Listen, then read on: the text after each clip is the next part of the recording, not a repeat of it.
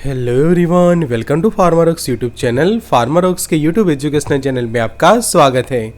आज के video lecture में हम डिटेल में स्टडी करेंगे सनस्ट्रोक के बारे में, कि जिसको हम लू लगना भी कहते हैं। तो लू लगने के कारण क्या होते हैं, कि कौन से रीज़न से किसी भी पर्सन को लू लगती है, फिर उसके सिम्टम्स क्या डेवलप होते हैं, कैसे हम उसका इलाज कर सकें। तो डिटेल स्टडी करते हैं आज के लेक्चर में और जानेंगे कि गर्मी में लू लगने से आप कैसे बच सकते हैं और कैसे उसका उपचार किया जा सके। तो expert lecture by Amar sir, assistant professor and founder of Pharmarox. Thank you for being Pharmarox family. सीखिए अलग अलग बीमारियों के बारे में, उनके उपचार के बारे में मेडिसिन कोर्स में फार्मारॉक्स के ऐप ऊपर। तो मेडिसिन कोर्स को ज्वाइन करने के लिए हमें व्हाट्सएप करें 9016312020 पे। तो अब समझते हैं सनस्ट्रोक के बारे में, कि जिसको हम हीट स्ट्रोक भी कहते हैं या फिर हिंदी में उसको लू लगना कहा जाता है। तो ये एक ऐसे मेडिकल कंडीशन है कि जिसके अंदर आपका शरीर का जो टेम्परेचर है, शरीर का जो तापमान है, वो 40 डिग्री या फिर उससे भी ज़्यादा बढ़ जाता है ओवर हीटिंग के कारण। और ये ओवर हीटिंग का रीज़न ये होता है कि आप समझो कि लंबे समय तक सनलाइट के कांटेक्ट में आते हैं, उसके संपर्क में आते हैं, या फिर जो हीट वेव होती है, जो गर्म हवाएं होती है, उसके कांटेक्ट में समझो कि पर्सन आता है, तो उसके कारण ये प्रॉब्लम जो है वो हो सकता है। तो सनस्ट्रोक एक जानलेवा कंडीशन है कि जिसके अंदर आपके बॉडी की जो हीट रेगुलेटिंग सिस्टम होती है वो फेल हो जाती है, कि जिससे आपके बॉडी का टेम्परेचर जो है वो जल्दी से डाउन नहीं हो जाता। और बहुत सारे कॉम्प्लिकेशंस की उसके अंदर प्रोड्यूस होते हैं कि कई बार इमरजेंसी ट्रीटमेंट की भी ज़रूरत पड़ती है। बिकॉज क्या होता है कि हमारे शरीर के ऐसे सिस्टम है कि जब शरीर का तापमान जो है वो बढ़ता है तो ऑटोमेटिकली हमारी बॉडी की जो रेगुलेटरी सिस्टम होती है वो बॉडी का जो तापमान है वो फिर से नॉर्मल कर देती है। बट सनस्ट्रोक के अंदर होता यह है कि जब आप हाई टेम्परेचर के कांटेक्ट में आते हैं और वो भी लंबे समय तक, या फिर गर्म हवाओं के कांटेक्ट में आते हैं, तो उसके कारण ये जो हीट रेगुलेटरी सिस्टम होती है वो शरीर के फेल हो जाती है और उसके कारण शरीर का तापमान जो है वो काफ़ी बढ़ता है। तो ये कंडीशन जो है वो खासकर समर के सीज़न में, जो गर्मियों के जो दिन होते हैं, कि जिस वक्त जो टेम्परेचर होता है बहुत सारे शहरों का या फिर बहुत सारे एरिया का 40 डिग्री से ऊपर या फिर 50 डिग्री तक पहुंचता है। कि यहाँ पे आप देखो कि जो क्लाइमेट के कारण समर के सीज़न में बहुत सारे एरियाज़ का आप यहाँ पे टेम्परेचर देख सकते हैं कि कहीं पे 47 है, कहीं पे 50 डिग्री है, 48 डिग्री, 49। तो ऐसी कंडीशन में क्या होती है कि गर्म हवाएं चलती है, कि जिसको हम हीट वेव कहते हैं। और ऐसे हीट वेव के कॉन्टेक्ट में समझो कि आप आते हैं तो उसके कारण आपको सनस्ट्रोक हो सकता है। तो मेन रीज़न ये की है कि जो हाई टेम्परेचर के कांटेक्ट में आते हैं लंबे समय के लिए, दूसरा हीट वेव के कांटेक्ट में उसी तरह से आते हैं, फिर सनलाइट में आप जो है वो हैवी वर्क करते हैं, कि आप ऐसे कोई काम रिलेटेड जॉब करते हो कि जिसमें आपको लंबे समय तक सनलाइट जो है उसमें आप काम करते हैं, या फिर आपका ऐसे ट्रैवलिंग रहता है कि जिसके अंदर सनलाइट या फिर हीट वेव के कांटेक्ट में आप आते हैं, तो उसके कारण सनस्ट्रोक हो सकता है। फिर डायरेक्ट कांटेक्ट विथ हीट, कि डायरेक्टली आप किसी हीट के कांटेक्ट में आते हैं। और ख़ासकर ये भी एक रीज़न बनता है कि अगर आप प्रॉपर पानी नहीं पीते दौरान, तो उसके कारण डिहाइड्रेशन हो सकता है, और वो एक रीज़न बनता है सनस्ट्रोक या फिर हीट वेव का। तो एक्सरसाइज भी एक रीज़न बनता है कि काफ़ी हैवी एक्सरसाइज करते हैं आप सनलाइट के अंदर, डिहाइड्रेशन के कारण आपको सनस्ट्रोक या फिर हीट स्ट्रोक हो सकता है, या फिर बहुत लंबे समय तक आप जो है वो सनलाइट के कांटेक्ट में आते हैं। दूसरे कुछ भी रीज़न से सनस्ट्रोक होने के, जैसे कि आपने ऐसे कपड़े पहने हैं कि ज़्यादा टाइट है, या फिर एक्सेसिव क्लोथिंग, बहुत ज़्यादा कपड़े आपने पहने हैं, तो उसके कारण क्या होता है कि जो पसीना जो है वो आपके शरीर में से बाहर रिलीज़ नहीं हो पाता, कि जो हमारी बॉडी को ठंडा रखने में मदद करता है, कि जो पसीना जो निकलता है, कि जिसको स्वेट एवापोरेशन कहा जाता है, कि जिससे क्या होता है कि शरीर का तापमान जो है वो मेंटेन रहता है। बट समझो कि काफ़ी ज़्यादा आपने कपड़े पहने हैं या फिर ज़्यादा टाइट क्लोथिंग आपने की है, तो उसके कारण प्रॉब्लम ये होता है कि वो पसीना आपके शरीर में से बाहर नहीं निकल पाता, जो इवापोरेशन की जो प्रोसेस होती है वो नहीं हो पाती, और उसके कारण भी आपके शरीर का टेम्परेचर जो है वो बढ़ता है। फिर जो अल्कोहल कंजप्शन करते हैं उनके लिए भी ये एक प्रॉब्लम होता है, बिकॉज उनकी बॉडी जो है वो टेम्परेचर रेगुलेट करने में फेल हो जाती है, और बॉडी की एबिलिटी जो है वो कम हो जाती है अल्कोहल कंजप्शन के कारण। तो ऐसे लोगों को भी समर के सीज़न में हीट स्ट्रोक या फिर सन स्ट्रोक के कॉम्प्लिकेशंस देखने को मिलते हैं। तो यहाँ पे आप देखो एक डायग्राम है कि जितनी हीट जो है वो गेन होती है, प्रोड्यूस होती है, उतनी ही हीट जो है वो लॉस होती है। और ये प्रॉपर एक बैलेंस हमारे शरीर में बना हुआ होता है। और उसमें जो स्वेट इवापोरेशन भी एक रिस्पॉन्सिबल बनता है, कि जो पसीना जो हमारा निकलता है वो भी एक ज़रूरी प्रोसेस है कि जिससे बॉडी का टेम्परेचर रेगुलेट रहता है। बट ऐसे आप कपड़े पहनते हैं या फिर आप अल्कोहल कंजप्शन करते हैं तो उस वक्त ये हीट बैलेंसिंग जो है वो डिस्टर्ब हो जाती है, जिसके कारण हीट लॉस जो है वो नहीं होती। जितनी हीट आती है शरीर के अंदर इतनी लॉस नहीं होती, जिसके कारण क्या होता है कि शरीर का तापमान जो है वो बढ़ता है और वो एक रीज़न बनता है सनस्ट्रोक का। तो सिम्टम्स हम देखें तो जब भी पर्सन का आप टेम्परेचर मेज़र करो थर्मोमीटर से तो टेम्परेचर जो है काफ़ी हाई देखने को मिलता है, और वो खासकर 40 डिग्री या फिर फ़ारेनहीट में 104 से ज़्यादा होता है। सेकंड, पर्सन को नोज़िया वॉमिटिंग जैसा फील होता है, मतलब कि उल्टी होती है, जी घबराता है, उसकी जो स्किन है वो रेड होने लगती है। फिर काफ़ी वीकनेस या फिर थकान जैसा या फिर कमजोरी जैसा पर्सन फील करता है। उसके हार्ट रेट जो है वो इंक्रीज़ होने लगते हैं, सिर दर्द होने लगता है और ब्रीथिंग भी उसके इंक्रीज़ होती है। फिर दूसरे कुछ सिम्टम्स हम देखें तो एक्सेसिव थ्रस्ट, मतलब कि काफ़ी ज़्यादा प्यास लगेगी पर्सन को, उसके पल्स जो है वो काफ़ी रैपिड हो सकते हैं, कन्फ्यूज़न जैसा फील कर सकता है, एजिटेशन जैसा होता है, स्पीच जो है वो स्लर हो जाती है, मतलब कि बोलने में काफ़ी दिक्कत होती है। कई बार सीजर के प्रॉब्लम होते हैं और कोमा में भी पेशेंट जा सकता है, या फिर लॉस ऑफ कॉन्शियसनेस, या फिर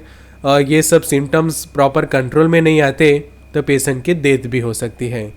तो यहाँ पे आप देख सकते हैं उसके साइन एंड सिम्टम। तो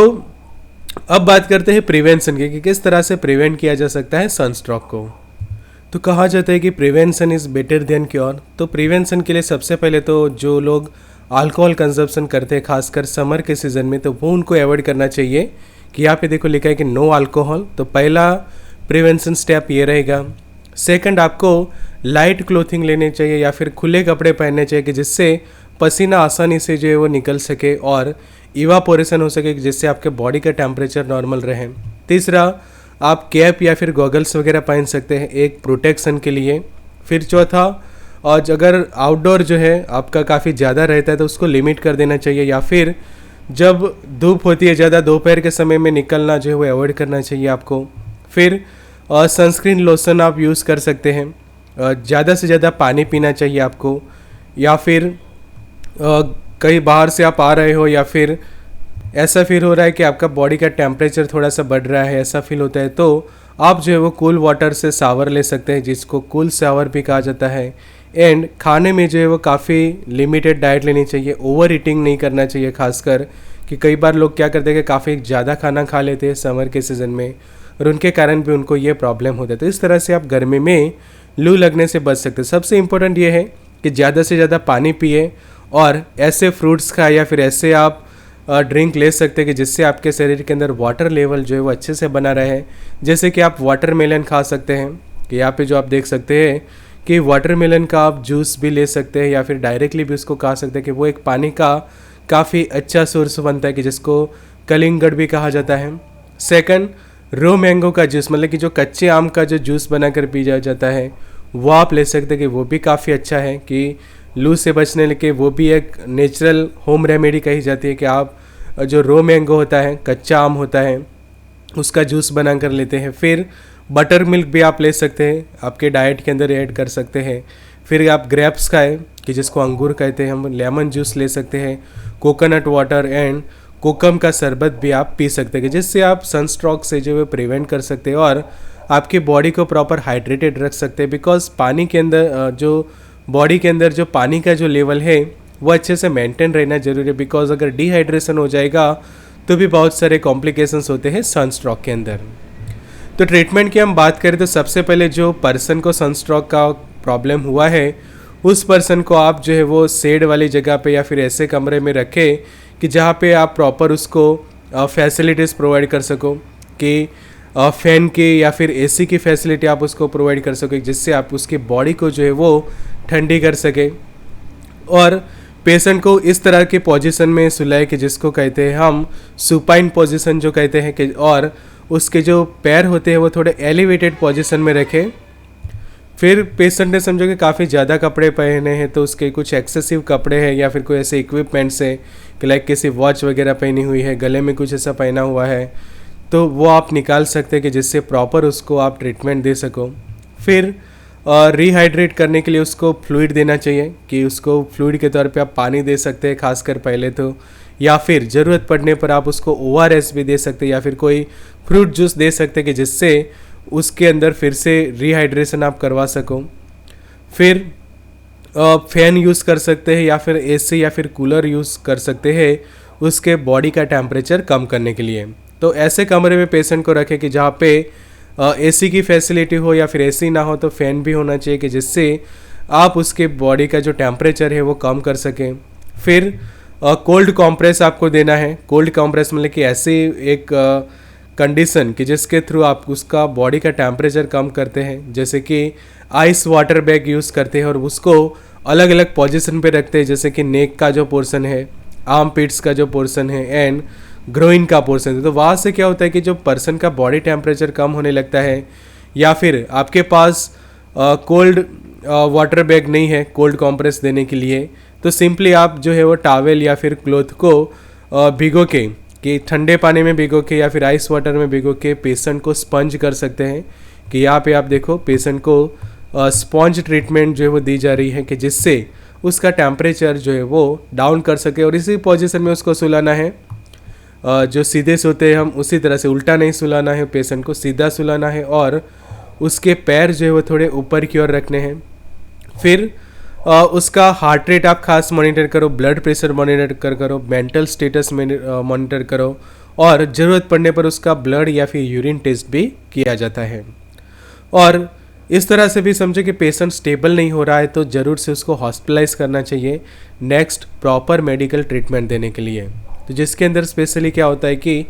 पेशेंट को IV ड्रिप जो है वो लगाई जाती है कि उसके जो इलेक्ट्रोलाइट लॉस हुए हैं, बॉडी में से फ्लूइड लॉस हुआ है डिहाइड्रेशन के कारण, तो फिर से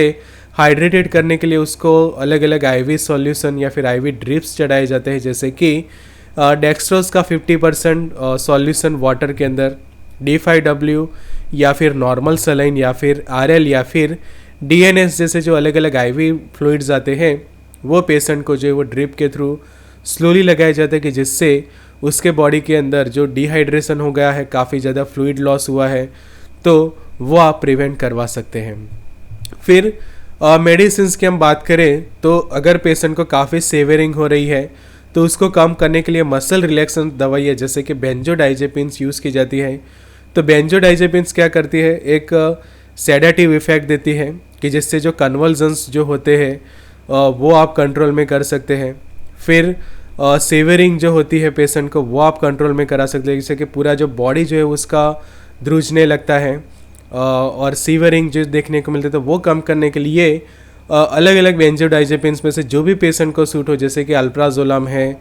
फिर क्लोराजेपेट है, डायजेपाम है, फ्लोराजेपाम है, लोराजेपाम है, एस्टाजोलाम है, तो ऐसे इनमें से कोई भी मेडिकेशन पेशेंट को IV के थ्रू या फिर ओरली देनी चाहिए कि जिससे उसके शरीर के अंदर जो ध्रुजारी हो रही है, कंपन हो रही है, उसके बॉडी के अंदर सीवरिंग हो रही है या फिर कन्वल्जन्स जैसा वो फील कर रहा है, तो वो कम होगा और पेशेंट को आप अच्छे से ट्रीट कर पाओगे।